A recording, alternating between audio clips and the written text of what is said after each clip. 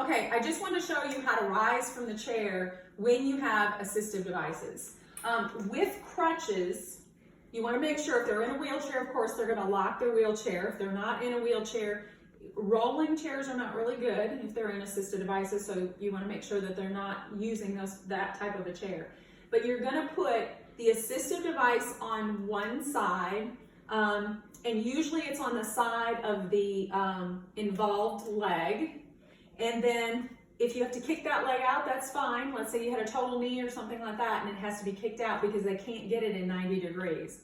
The good leg is going to be back underneath them, and you're going to push up. If they have an armrest like a wheelchair, they're going to push up from the chair. In this case, I don't have it, so I'm going to just push up from the seat. They're going to push up, then they're going to transfer their assistive device, okay?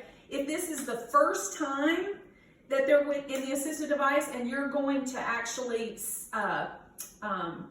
change the height, or you're going to check the height to make sure they're good, they're going to stand up, they're going to have their gait belt on, you're going to be holding their gait belt the whole time, and see, is there 2 finger widths underneath the arm?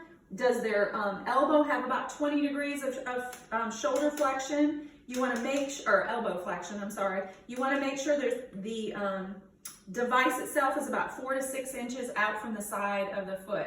So now if you have to change it, if it's too short or too high, you're going to, once again, you're holding the gait belt, you're not letting go, and you're going to transfer, well, first of all, make sure they're backed up to the chair, transfer the crutches to one side. They're going to hold the crutches like this. Don't have it under the arm, because as soon as they start to sit, that's going to hurt.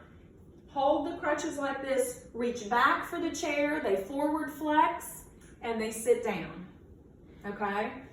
For a walker,